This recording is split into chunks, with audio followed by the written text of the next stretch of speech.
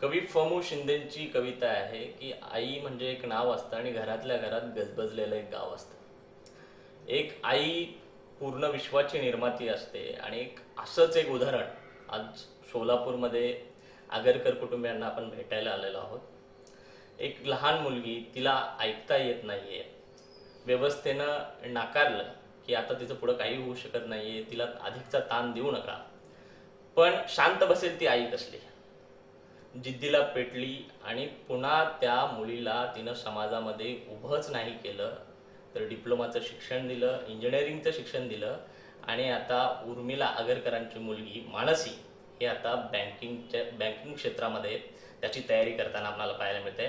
अशीच एक लढवय्या वाघीण असणारी आई आपल्यासोबत आहे. आपण त्यांनाच विचारूयात की हा कसा होता एकूणच प्रवास, मानसीला त्यांनी कशा पद्धतीनं घडवलं, त्यांच्या स्वतःच्या पोटच्या गोळ्याला कशा पद्धतीनं आकार दिला, तो प्रवास त्यांच्याकडून जाणून घेऊयात. काय सांगाल ताई की मानसीचा सुरुवातीपासून ते आतापर्यंतचा प्रवास डोळ्यासमोरून घालवल्यानंतर काय अनुभव आहे, काय तो प्रवास होता? नमस्कार. तो प्रवास आठवला तरी मला आश्चर्य वाटतं की मीच त्या प्रवासावरची आहे का आता सध्या. मागे वळून पाहिलं की खूप कठीण होता तो, खडतर होता आणि मला वाटलंही नव्हतं की मी तो पेलवेल म्हणून. आणि खरं तर मी ते चॅलेंज म्हणूनच पेलवले. माझ्या भावानेच मला चॅलेंज स्वीकार म्हणून सांगितलं. कारण मी शाळेत असताना 9वी 10वीत असताना मला सतत वाटायचं की मी काहीतरी वेगळं करावं. काय करायचं हे मला माहित नव्हतं, पण काहीतरी वेगळं करावं अशी माझी खूप इच्छा होती.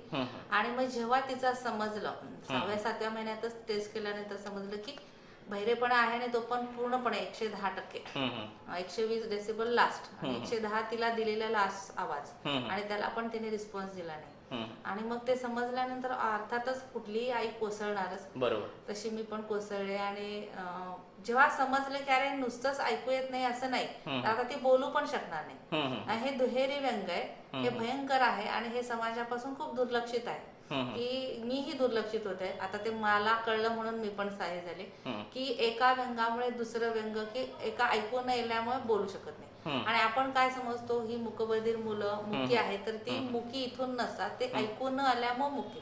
मग आता दोन्हीही नाही म्हटल्यानंतर तर मी अजूनच कोसळले की मी विचार केला अक्षरशः आत्महत्याच करावी तिला घेऊन. ते पण कारण त्या गांभीर्य इतकं आहे की भावना व्यक्त करू शकणार नाही आणि ती इतर लोक काय म्हणतात ते तिला समजणार नाही. मग तिच्या जगण्यामध्ये अर्थ काय? नुसतं शरीराने वाढणार आणि बुद्धी असून उपयोगच नाही, भाषाच नाही तर काय. आपण भाषेवर मग हे अडथळे दूर करण्यासाठी तुम्ही काय वेगळी वाट निवडली?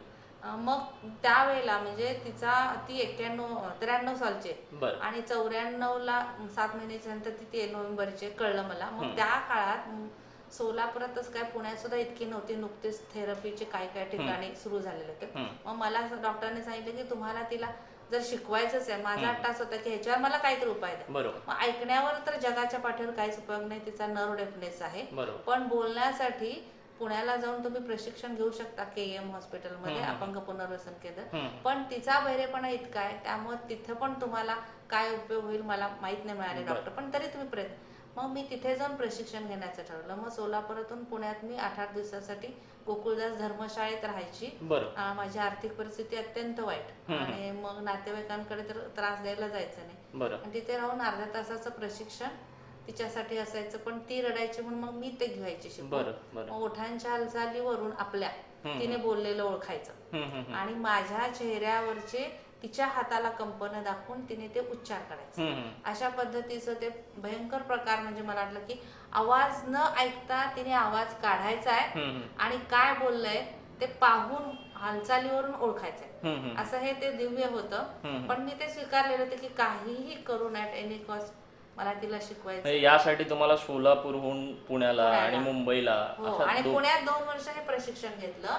मग पुण्यात माझं समाधान होईना, कारण ती पुण्यात नुसते शब्द ओळखायला लागली, शब्दांचे उच्चार आ उ ई हे नुसते स्वरांसाठी मी 6-6, 7-7 महिने प्रॅक्टिस करून तिला मी ते उच्चार करायला सांगितलं, काढायला लावलं. आणि मग तिथे समाधानाने मग तिथल्याच शिक्षिकेने मला मुंबईच्या शाळेचा पत्ता दिला की तुम्ही इतक्या धडपड्याने एवढ्या प्रयत्नामध्ये तर तुम्ही मुंबईच्या आशिषे भारतातून अगदी एकमेव शाळा आहे की तिथे अशा पालक जर असे असतील तर मुलं घडवून सर्वसामान्य मुलांच्या शाळेत त्यांना तुम्ही शिक्षण देऊ शकता.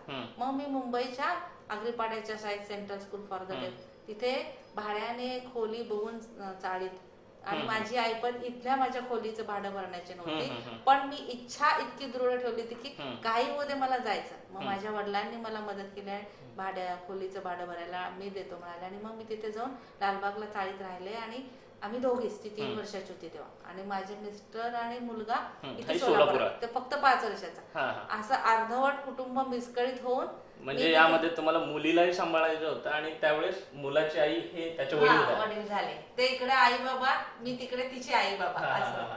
आणि मग तिथे जाऊन मग मी त्या शाळेत म्हणजे मुलीला सांभाळत असताना मुलगा जवळ नाही याचं शल्य पण असेल. खूप शल्य म्हणजे काय, रडायची मी रात्रभर मला झोप नसायची कारण तो छोटा 5 वर्षाचा आणि इतका चंचल होता, एका जागेवर थांबायचा नाही. मग तो कुठेतरी चुकला, हे त्याला वेळेत नाही शाळेत आणायला गेले, नाही सोडलं तर कुठे गेला, काय झालं, ह्या विवंचनेने मी फार त्रासलेली असायची. मला अक्षरशः मी शरीर तिथं होतं आणि मन माझं इथं निखिल जवळ होतं, पण इलाज नव्हता. संकट इतकं मोठं होतं की ती जर नाही बोलू शकली तर तिच्या आयुष्याचं काय. त्यामुळे मला हे कसलंही समोर किती पण मोठी दरी असू दे नाही तर डोंगर, पण तो पार करून जाऊन तिला मला, आणि नुसतंच मला शिकवायचं नव्हतं बोलायला, तर मी इतकं मोठं आव्हान पेलवलं होतं की समाजाला दाखवून द्यायचं की बाबा केलं तर काही होतं. आणि ती एक प्रेरणाच आपण द्यायची की तिला सर्वसामान्यांसारखी घडवून सर्वसामान्यांच्या शाळेत शिकवायचं आणि कसलीही अपंगाची सवलत किंवा अपंग हा शब्दच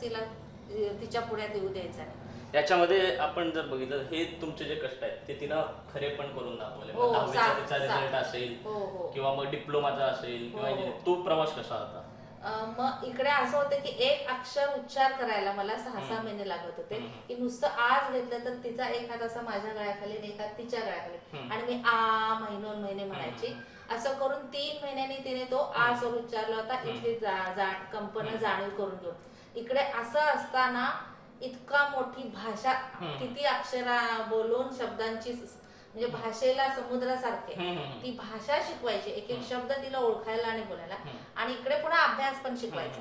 हे सगळं खूप मोठं दिव्य होतं. म्हणजे जर विचार केला, सांगितलं तर कोणी म्हणेल अशक्य. आणि मला सांगितलं होतं, मुंबईच्या शाळेत पण सांगितलं होतं की मानसीची आई तुम्ही खूप धडपड करताय. त्या डायरेक्टर्स होता, ती 3रीच्या पुढे नॉर्मल शाळेत टिकूच शकणार नाही आणि तुम्ही ते कल्पना म्हणजे करू शकणार. पण मी म्हटलं जिथे मला बोलू शकणार नाही म्हणले ती डॉक्टर लोक, तिथे मी बोलून दाखवण्याचं, बोलायला शिकवलं. मग हे पण का नाही, मी प्रयत्नांवर, माझा जर कशावर जर मी इथेपर्यंत आली आहे, प्रयत्नांनी सातत्य, प्रयत्नांवर इतका विश्वास होता आणि माझा स्वतःचा आत्मविश्वास खूप आहे की कुठलीही गोष्ट करायची म्हणजे तर इतका आत्मविश्वास ठेवला पाहिजे की मी ती करणार. आणि त्या आत्मविश्वासाने मी इथपर्यंत आले. आणि मग काही होणार नाही हे सांगितलं असताना तिने चक्क 10वीला 81% गुण मिळवून डिस्टिंक्शनच्या पुढे मार्क मिळून पास झाली. हा म्हणजे माझ्या जीवनातला सगळ्यात मोठा आनंदाचा क्षण, म्हणजे त्याच्या पुढे कुठलाच आनंद नाही. आणि म्हणजे भयंकर आनंद होता तो की जितकं जेवढं मी दुःख पेललं तसाच तो आनंद पण होता माझ्या दृष्टीने. आणि मग तसंच डिप्लोमा माझं ठरवलं होतं की तिला 3री-4थी पासूनच सांगितलं होतं की पुढे काय व्हायचंय. आणि मग तिचे 2 मामा अधिकारी आहेत. मग आणि मी तिला अशी समाजसेवेची भावना तिच्यामध्ये की आपण लोकांसाठी काम मदत केली पाहिजे, कारण ती पाहायची. मी पण तिच्या 3री पासून तिच्यासारख्या इतर कर्णबधीर मुलांना घरी शिकवत होते, मग मदत करायची. मग फी सुद्धा नाही दिली तर नाही दिली, फ्री मध्ये शिकवायची. कसंही ज्याला जसं एक माझ्यासारखं मूल आहे असं समजून मी शिकवायची. त्यामुळे मग ती पाहायची आणि ते तिच्यामध्ये रुजलं होतं. मग सेवा करायची तर डॉक्टर व्हायला पाहिजे, पण डॉक्टर व्हायला तिला बघा मी इतकी जीव तोडून म्हणजे निसर्गावर मात करायला चालले होते, पण नाही करू शकत. डॉक्टर व्हायचं स्वप्न ठेवलं पुण्यात तिच्या, आणि 1-2 वर्षातच माझ्या लक्षात आलं रे तिला स्टेथोस्कोपनी ठोके ऐकू येत नाही आणि मास्क लावला डॉक्टरांनी जेव्हा शिकवत असेल अॅनाटॉमी तर मग तिला समजणार नाही हालचाल, मग तू शिकू शकणार नाही डॉक्टर. मग ते कॅन्सल केलं आणि मग म्हटलं मग अधिकारी होऊयात, की अधिकारी झालं तर मग समाजासाठी भरपूर काम करता येईल. आणि मग ते तिने ठाम ठरवलं. ह्याच्यासाठी तिला मला खूप गोष्टी शिकवत ते लगे अधिकारी हे गोष्टी करण्यासारख्या नव्हत्या, पण ते पाहून समाजात इतर दाखवून, आणि त्यासाठी प्रात्यक्षिकच मी प्रत्येक गोष्ट मंडईत, बँकेत, पोस्ट त्या लेवलला जाऊन दाखवून, प्रत्यक्ष दाखवून, मग घरी आल्यावर चित्र काढून एकेका शब्दासाठी 4 दिवस मेहनत असायची. मग तो तिचा शब्द तो फिक्स व्हायचा, ओठांच्या हालचाली. मग अशा पद्धतीने मग तो प्रवासीने इंजिनिअरिंगचा पण केला. पण खूप खडतर होतं तिच्या. म्हणजे मी 10वी पर्यंतच तिला शिकवलं, पुढचं मला काही येत नव्हतं कारण हा. माझा विषय बरोबर बायोलॉजी आणि अच्छा, हे अच्छा. पूर्ण मॅथ्स आणि हो. टेक्निकल. मग तिथे मात्र खरं आव्हान पुन्हा होतं. आणि ते तिला स्वयंप्रकाशित होऊन केलं ते केलं स्वतः. केलं कारण तिला ते जे मी स्वप्न दाखवलं ते तिच्यामध्ये इतकं आतमध्ये मुरलं गेलं होतं की नाही आपण आई हे खरंच करायचं. आणि तिलाही कळत गेलं की खरंच आपल्यामुळे 4 मुलं शिकताय, त्यांना प्रेरणा मिळते खरंच समाजामध्ये आणि ते काहीतरी करण्याचा प्रयत्न करतात. मग आपण पुढे अजून ते तसंच व्यवस्थित पूर्ण केलं पाहिजे ते. मग त्याच्यामुळे तिने पण ते पेललं आव्हान आणि अतिशय त्रास झाला पण तिला. म्हणजे ती इतकी रडायची घरी येऊन कॉलेजमध्ये नाही समजलं की खूपदा फ्रस्ट्रेट व्हायची. मग खूपदा मला परत तिला समजून सांगायला लागायचं की तू डिक्शनरी घेऊन बस, मैत्रिणीला विचार, सरांना विचार. सर लोकांना जास्त तिने त्रास दिला नाही विचारा पण मग मैत्रिणीला. पण मैत्रिणींना तर किती वेळा विचारायचं ना. मग सगळं एकलव्यासारखं सेल्फ स्टडी, स्वतःच स्वतः समजून. आपल्याकडे जिजाऊ, सावित्री अशा खूप मोठ्या भारताच्या लेखींची परंपरा आहे आणि तुम्ही त्यापैकी एकच आहात. नाही हो. तर त्यामध्ये आपण जर बघितलं तर हे जे कष्ट आहे, हे जे तुम्ही केलं, हे तुम्ही कोणाला समर्पित करायला असं वाटतं? हे मी माझ्या आईला समर्पित करेन. अच्छा. कारण माझी आई त्या काळात 60च्या काळात नर्स होती. अच्छा. आणि ती अशीच पोटासाठी म्हणजे केवळ घरची परिस्थिती खूप वाईट आणि एक समाजसेवेचा पिंड होता तिचा. म्हणून रत्नागिरीला कोकणात त्या काळात जेव्हा रस्ते नव्हते काय नाही, आज सकाळी एसटी की उद्या सकाळी अहमदनगरवरून ती तिकडे जाऊन तिने ते शिक्षण घेतलं. आणि मी माझं मनी मानस हे पुस्तक लिहिलंय संघर्षाचं. त्या पुस्तकात मी आईबद्दल लिहिलंय. तर माझी आई 20-20 मैल चालत जाऊन बाळणपण करायची बायकांची आणि अक्षरशः स्वतःला पैशाची इतकी गरज होती तरी पण इतकं कोकणात 18 दारिद्र्य त्या काळात तर खूपच तांदूळ आणि तर पैसे नसायचे तर पैसे तर घ्यायचे नाही त्यांच्याकडून. पण काही काही ठिकाणी इतके गरिबी की म्हणजे त्यांना खायला महाग, मग त्या बाळांनीला तर खाऊ पिऊ घातलं पाहिजे, स्वतःजवळचे पदरचे देऊन यायचे ती पैसे.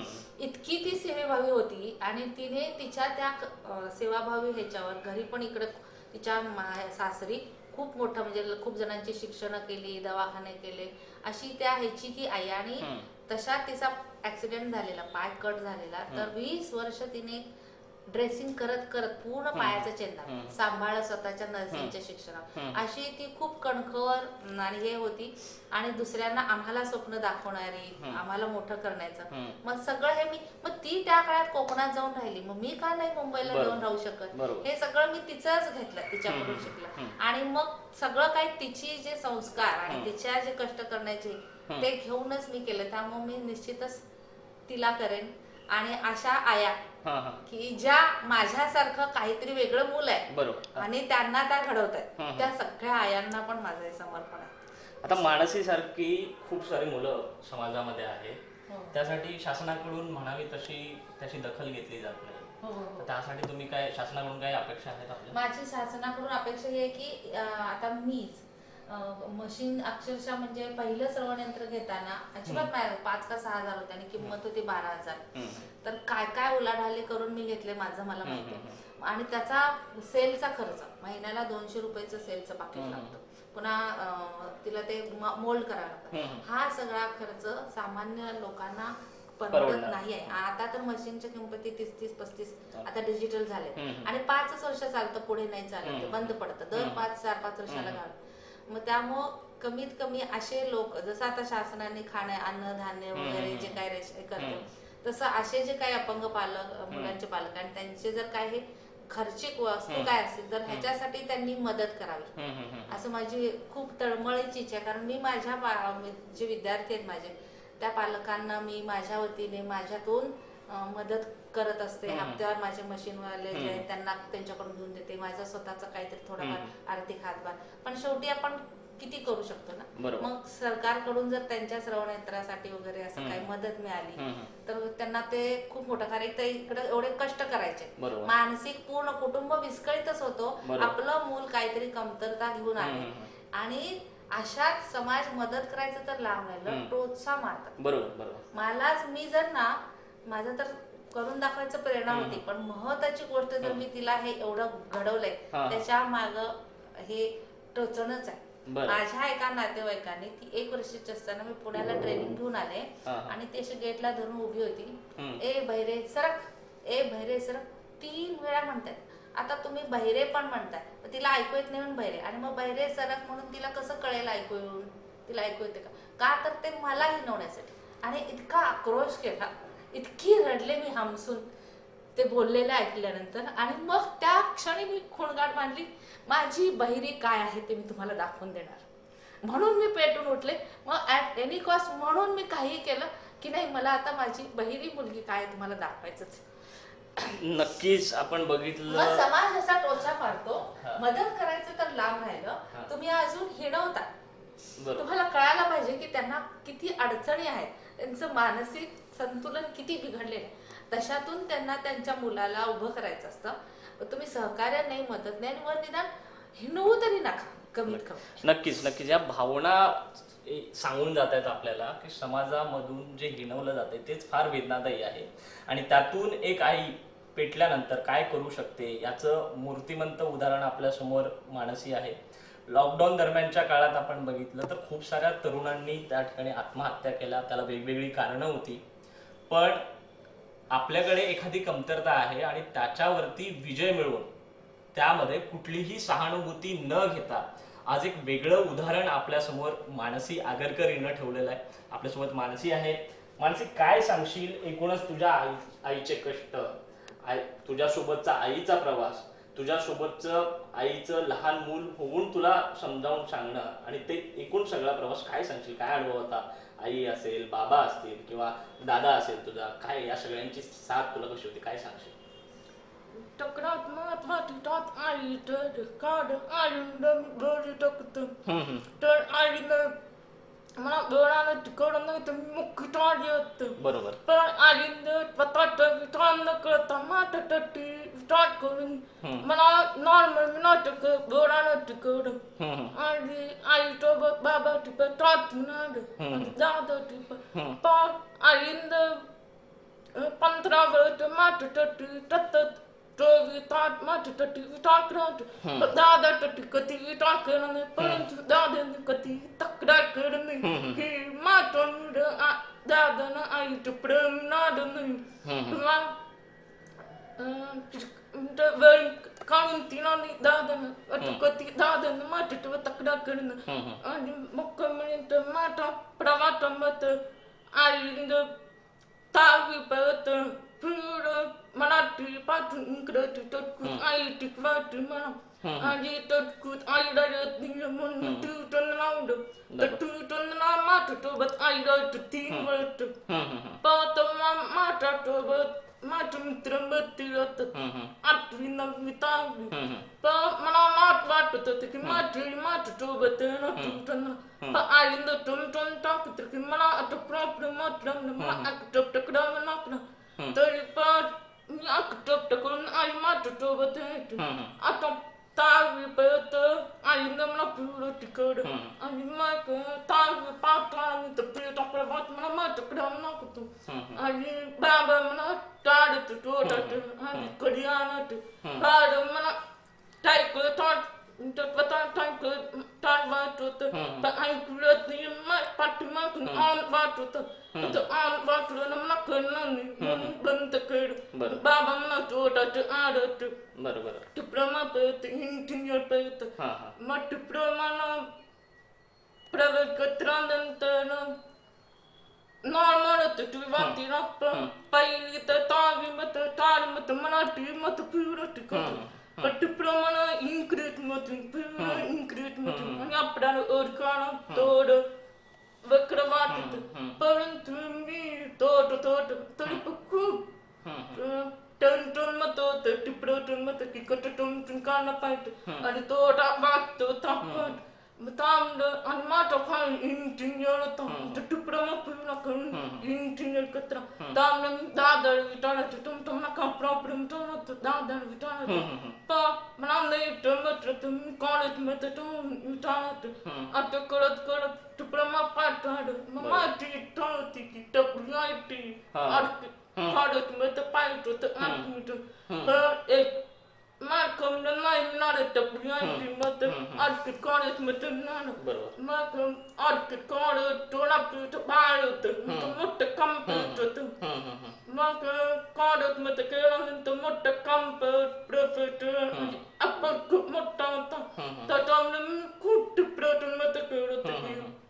मग या डिप्रेशनला ओव्हरकम कसं केलं तू पुढे कसे आली डिप्रेशन मधून मग माती आईला माहित होतं की मी तपळत टिपडं पळत टपळात मी टाकडं मारतो पाकळं पण आईला माहित की मी माताकडे किती बुद्धी आहे का करू शकतो म्हणून आई तर मम्मी कटू मत ना आई म्हणत टपळत करत की तू वाट नाही करू शकत तू कधी तोट नको फक्त आत्मविश्वास परत नको नक्कीच हा आत्मविश्वास तुझ्यामध्ये आहे पण लॉकडाऊन दरम्यान तू घरी असशील आणि वेगवेगळ्या पद्धतीच्या बातम्या मग त्या पेपरामधून असतील टीव्ही मधून येत होत्या की खूप साऱ्या तरुणांनी यामध्ये आत्महत्या केली त्यांच्याकडे आत्मविश्वास नव्हता आणि हा आत्मविश्वास तुझ्यामध्ये कुठून कुठून भरलेला आम्हाला दिसतोय तर अशा आत्मविश्वास गमावलेल्या तरुणांना मानसिक काय संदेश देईल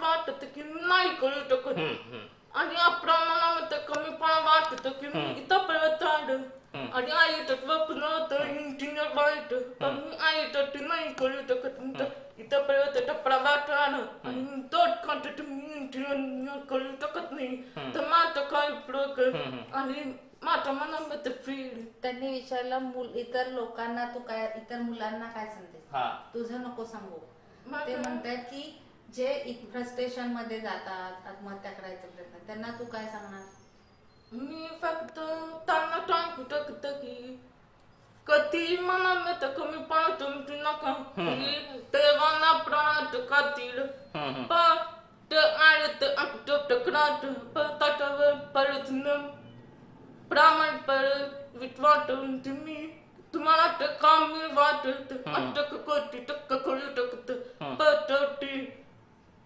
कॉन्फिडंट आत्मविश्वास वाटायला पाहिजे आणि दुसऱ्याकडे का कमीपणा येते दुसऱ्याकडे बघायला पाहिजे फक्त आपलं स्वतःच बघू नका की आपल्याकडे का नाही का नाही दुसऱ्याकडे बघा बाकीच्यांना तेवढं तिथंच नाही आई बाबांनी बाकीच्यांना काही नाही छोटे गोष्टी कमीपणा त्यामुळे बाहेर गोष्टी आणि सगळ्यात महत्वाचं आपल्या आई बाबांनी आपल्याला जन्मती नाही तिथं परत वाढवलं कमी आपल्या आई बाबाचे विचार करायला पाहिजे त्यामुळे कधी टिपरातून मध्ये काय नको टिपरातून मध्ये काय करते आई बाबाचे विचार करायला पाहिजे कमी नक्कीच डिप्रेशन मध्ये जाण्या अगोदर स्वतःच्या आई वडिलांचा विचार करायला पाहिजे असं मानसी आपल्याला सांगतायत आपल्यासोबत मानसीचे बाबा आहेत काय सांगाल काका हा प्रवास एकूणच विलक्षण आहे आणि या प्रवासामध्ये ताईंसोबत साथ देणं प्रत्येक वेळी त्यांच्या पावलाला पाऊल ठेवून उभं राहणं हे किती तारेवरची कसरत होती काय अनुभव होता काय सांग एक तर मानसीचा जन्म झाल्यानंतर तिचं जे व्यंग समजल्यानंतरच इतका मोठा हे झालेला होता की आत्महत्याच पण त्याच्यातून माझी पत्नी जी आहे तिचा आत्मविश्वासाने तिचा जो कॉन्फिडन्स आहे त्याच्यामुळे मी परत मग तिच्या बरोबरीने तिचा जो आत्मविश्वास आहे त्या आत्मविश्वासाला साथ देत पुढे तिला साथ देत चालू केलं आणि मग ज्यावेळेस ती आणि मानसी मुंबईत गेले त्यावेळेस निखिलला घेऊन मी इथे सोलापूरमध्ये माझा व्यवसाय करत करत त्याला सांभाळणे त्याला शाळेत घेऊन जाणे शिकवणी करून त्याला घरी घेऊन येणे त्याला त्याचं सर्व जे आई करते ते सगळं करून त्याला सांभाळणे ही माझी जबाबदारी समजून मी त्याचं सगळं संगोपन करत गेलो आणि तिने मानसीचं तिकडे मुंबईमध्ये केलं असं मिळून आम्ही दोघांनी त्या तिचे बाबा तिने झाली आणि त्याची आई मी झालो अशा पद्धतीने आम्ही एकमेकांचं वाटून घेऊन मुलांना संस्कार देत गेलो आणि आर्थिक अडचणी तर खूप आल्या कारण मुंबईसारख्या ठिकाणी तिला तिथं ठेवून तिथल्या सगळ्या खर्चाच्या नियोजन करण्यामध्ये फार तारांबळ आली पण माझे सासरे म्हणजे मानसीचे आजोबा यांनी फार मदत केली त्यांच्या मदतीमुळे हे शक्य झालेले आणि मग असं करत तिथला मुंबईचा प्रवास करून आम्ही सोलापूरला आलो आणि सोलापूरला आल्यानंतर मानसीला ज्ञान प्रबोधिनीमध्ये ॲडमिशन घेऊन तिचं 1ली ते 10वी शिक्षण झालं. याच्यामध्ये निखिलकडे आमचं थोडं दुर्लक्ष झालं होतं आणि मग त्याचा असा थोडंसं हे झालं मानसिक स्थिती की आई माझ्याकडे लक्ष देत नाही, पूर्णतः मानसीकडे लक्ष देते. त्यामुळे तो जरा थोडंसं असं फ्रस्ट्रेशनमध्ये गेल्यासारखं झाला होता. आणि त्याने एकदा तर असं मानसीला की त्याच्याकडे लक्ष देते म्हणून मग तो असा नाराज असायचा, मधून मधून गप्पा असायचा. त्यामुळे तसं असल्यामुळे आम्ही ते लक्षात आलं आमच्या की तो थोडासा आमच्यापासून दुरावतोय. म्हणून मग आम्ही याची 10वी झाल्यानंतर हिचं शिक्षण चांगलं झाल्यानंतर पूर्ण फोकस निखिलकडे ठेवला आणि मग निखिलला न्याय द्यायचं ठरवलं. आणि मग त्याचं स्वप्न होतं की MS करायचं. आणि मग आमची आर्थिक परिस्थिती फार वाईट होती आणि MS ला जाणे म्हणजे काय, तिथले फी, तिथले कॉलेजचे सगळे ॲडमिशन, तिथं जाऊन राहणे फार खर्चिक होतं. पण मानसीची आई म्हणली की नाही, आता मानसीला आपण जेवढा न्याय दिला तेवढाच निखिलला पण द्या. आणि परमेश्वर आपण जसं तिची जी इच्छा आहे की इच्छा ठेवली की माणसाला मार्ग मिळतो, तसं आम्ही इच्छा ठेवली की त्याला त्याचं स्वप्न पूर्ण करायचं.